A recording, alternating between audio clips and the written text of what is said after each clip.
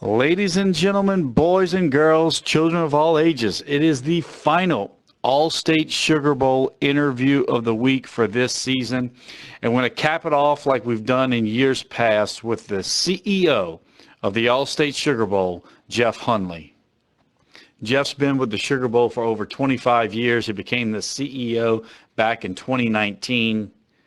And he's pretty much the man that makes this whole thing work. A little known fact about Jeff, he grew up in a farm town of Iowa, and he was actually a two-time All-State. He's All-State in football and basketball. He's a member of the Creston High School Hall of Fame, so Jeff's done some playing time back in his day. After that, he went ahead, got his journalism degree at the University of Iowa, and then his master's in sports administration at Western Illinois, and he's been with the Sugar Bowl, as I said, for over 25 years. Jeff, thank you so much for all that you do, not only with the Sugar Bowl, but with our program, the Allstate Sugar Bowl Prep Football Roundup. And thanks so much for everything that the Sugar Bowl does, not only for the community of New Orleans, but for our show and for all of our listeners as well. We greatly appreciate it.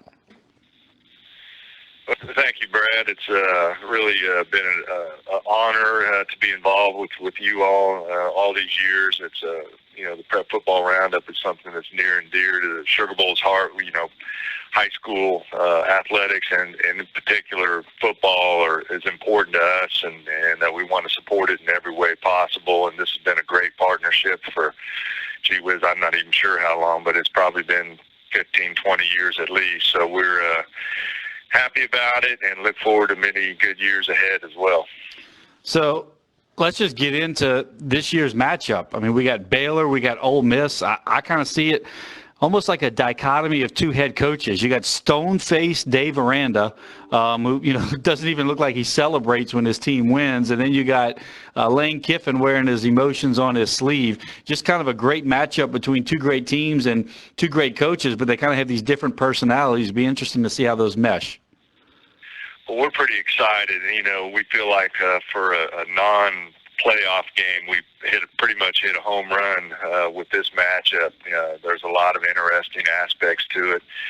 You mentioned the coaches. You've got Lane Kiffin, who's about as much of an extrovert, at least social media-wise and what have you, and pretty fiery on the sidelines. And then you've got Dave Aranda. They stopped Oklahoma State on the 1 foot line on the very last play of the game to win the Big 12 championship, and the guy doesn't even smile. He's just calm as a cucumber the whole time, and it was so we've got definitely different personalities. Kiffin's forte is offense, Aranda's is defense. What do they say? The irresistible force and the immovable object. Right. We've got a matchup of that sort that'll be taking place here on January 1st, and something that we're really excited about. And what we've seen so far, we're just a few days since the announcement, and the enthusiasm from both fan bases has been off the charts. Something that we, having missed a full game last year with COVID restrictions and being able to welcome people back into the dome, it's nice, and it's feeling a lot more like normal around the Sugar Bowl these days. Well, like you said, both of these teams, Southern teams, they're the teams themselves and the fan base all within driving distance of New Orleans. And the matchup, as you said, look, this is the 60th time in the history of the Sugar Bowl that there's been two top 10 teams playing. And it's the 34th time that both teams have had at least 10 wins. So the Sugar Bowl, always known for putting two great teams together. But like you said, this year, this is going to be a great, great matchup. Absolutely. We looked at it. It's been several years since we had both teams coming into the game after a win. So Ole Miss beat Mississippi State in the Egg Bowl to close out the season, and then everybody saw the Big 12 championship game last Saturday when Baylor beat Oklahoma State on the last play of the game. So both fan bases are fired up. Phones have been ringing, and people are excited. You get 7 versus 8 in a non-playoff year. You really can't do much better than that. You've got some some marquee players and a lot of talent going to be on the field on game day, and some good tradition with each program, and so we're proud to be hosting it, and proud. Brad, this is really, we've looked at it, and this is probably the biggest tourist event to be welcomed back to New Orleans since Mardi Gras of 2020, right before COVID really hit in full force. So we're anxious to show off the city and all the best that New Orleans has to offer, and kind of show the country that we're here, we're ready, and we're back in business. So, Jeff, on that note, probably, as you said, the biggest tourist event since pre-pandemic Mardi Gras.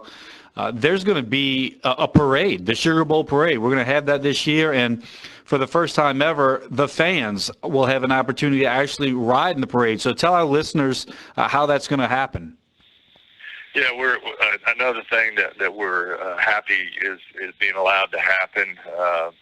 Given the way things have been over the past year and a half or so. But we get to have the New Year's Eve parade. It'll start at 2:45 on New Year's Eve afternoon.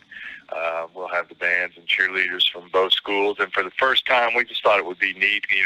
We have tourists coming in, fans coming in from areas that perhaps don't always get to see Mardi Gras or participate in Mardi Gras. And so we've made it available for fans to purchase a spot on a float to come in. It's a trial run, first time we've done it, and so hopefully people will take advantage of it and have a lot of fun in the process.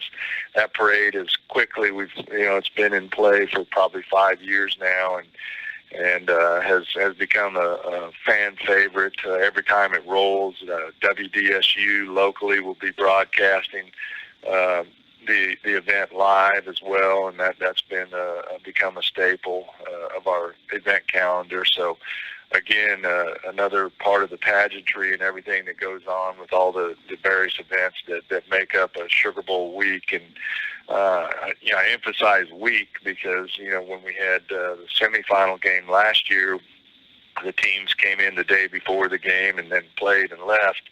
We're back to more of a normal 6-night stay with the teams, and lots of events, for the teams and coaches and staff and fans of the university. So it'll really look and feel a lot like normal Sugar Bowl, and also, hopefully provide a good shot in the arm economically for the city and state. A lot of tax revenue will be coming as a result of Sugar Bowl activities this year, and so we're proud to be able to deliver that back once again.